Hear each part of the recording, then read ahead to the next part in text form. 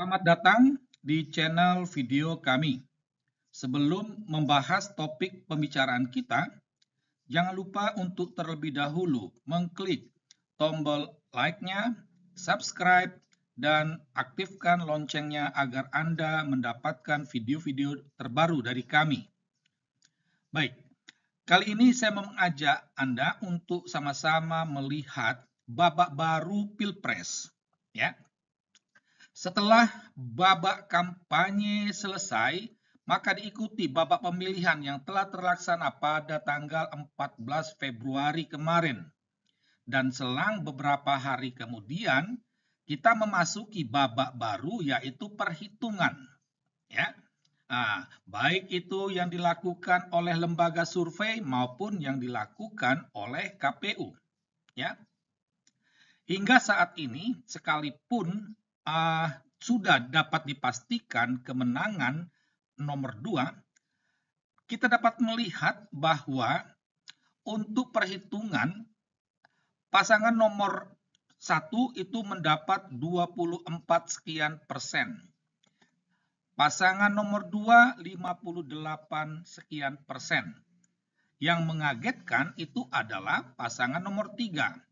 Hanya sekitar 17 sekian persen. Ya, ini di luar ekspektasi kebanyakan orang. Ya, nah setelah babak perhitungan ini akan berakhir atau ya sedang berjalan dan hampir selesai, orang akan masuk dalam babak baru Pilpres. Ya, yang pertama itu babak ya konsolidasi dan lobby. Ini yang terlebih pada pasangan nomor 2. Nah, yang menarik adalah konsolidasi dan lobby ini yang tampak berperan itu adalah Jokowi. Ya. Maka kita perhatikan selang beberapa hari setelah Pilpres itu, Jokowi bertemu dengan Dengan Surya Paloh. Ya. Ada lobby untuk menarik Caimin bergabung, ya. Menteri Hadi sebagai gantinya Mahfud MD, Menko Polhukam, diutus oleh Jokowi ketemu dengan Mahfud, ketemu dengan Gubernur Yogyakarta. Jadi yang lebih berperan di sini adalah Jokowi. Ini mau menunjukkan bahwa yang memainkan catur ini adalah Jokowi. Ya, yang memain dalangnya itu adalah Jokowi.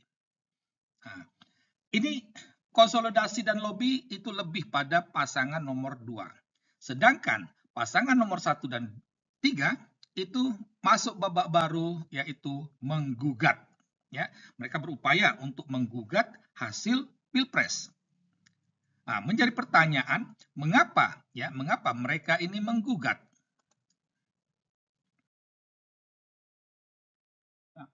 Sekarang kita coba melihat dasar dan tujuan dari orang menggugat Pilpres yang kemarin.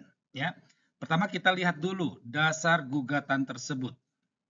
Nah, pertama-tama, mengapa orang menggugat? Itu yang paling jelas itu adalah karena adanya kecurangan. Dan disinyalir kecurangan itu terstruktur, sistematis, dan masif. Ya.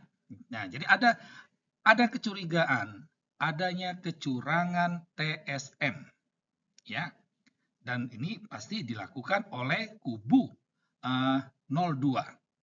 Ya.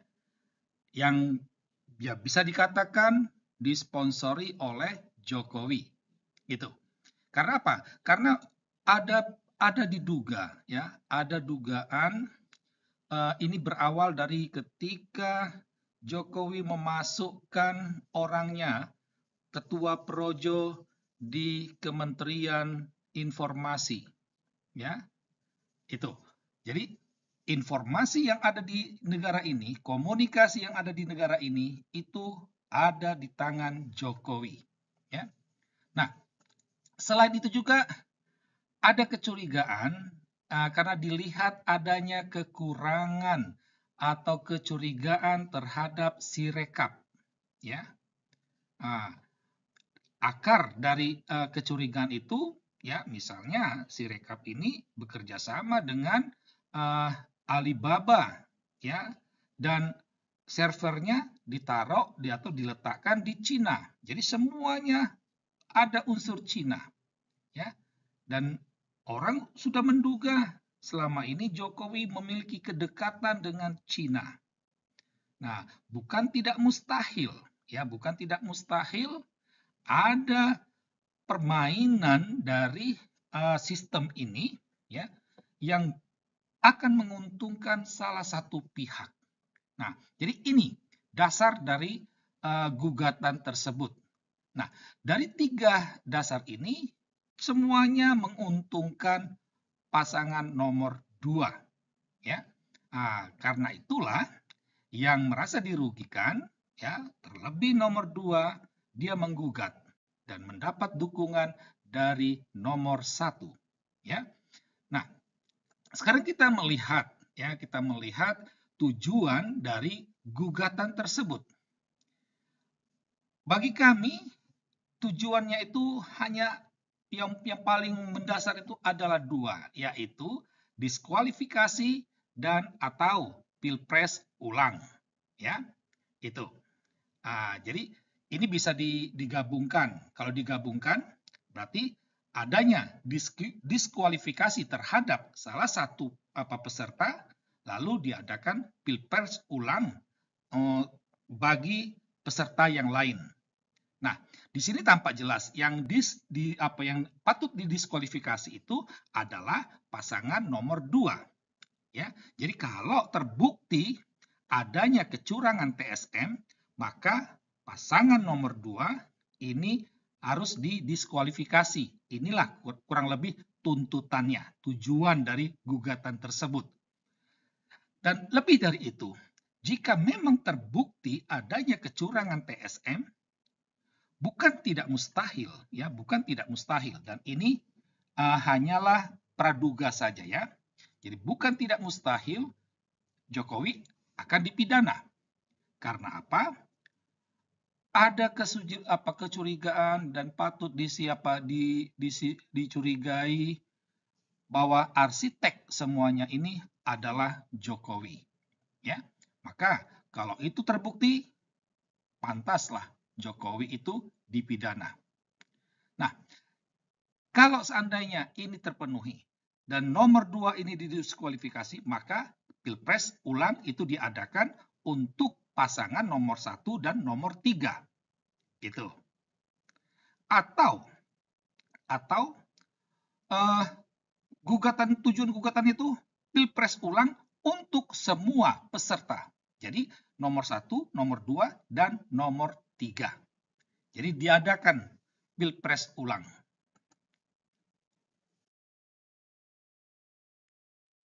Nah, jika diadakan pilpres ulang, siapa yang diuntungkan? Ya. Yang pastinya rakyat itu rugi kalau diadakan pilpres ulang. Rakyat berharap udahlah, terima saja hasil yang ada. Pak Ganjar dengan lapang dada menerima kekalahan ini. Persis seperti yang dilakukan Ibu Mega ketika kalah dari SBY. Itu, ya. Jadi Mega dengan lapang dada menerima fakta yang ada dan menyatakan sebagai oposisi. Diharapkan, ya, Ganjar juga berlaku demikian, ya. Tetapi ini adalah hak Pak Ganjar, ya. Nah, tapi kalau pilpres ini dilakukan sekali lagi, maka yang diuntungkan itu sebenarnya siapa? Apakah pasangan nomor 1 atau nomor 2 atau nomor 3? Apakah nomor 3 akan mengalami kerugian?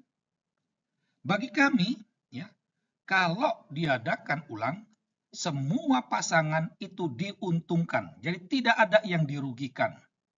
Bukan tidak mustahil. Kalau diadakan pilpres ulang, pasangan nomor 2 ini akan kembali meraup kemenangan. Karena apa? Karena para pemilih mereka sudah tahu nih, sudah ada dalam konsep pikiran mereka bahwa yang menang itu adalah nomor 2. Jadi mengapa saya harus memilih yang kalah? Saya harus pilih yang menang. Nah, itu yang pasti akan terjadi. Nah, dan kalau ini diadakan kembali Pilpres ulang, maka legitimasi Prabowo dan Gibran itu menjadi valid. Demikianlah suara kami terkait babak baru dari Pilpres ini. Sekian dan terima kasih.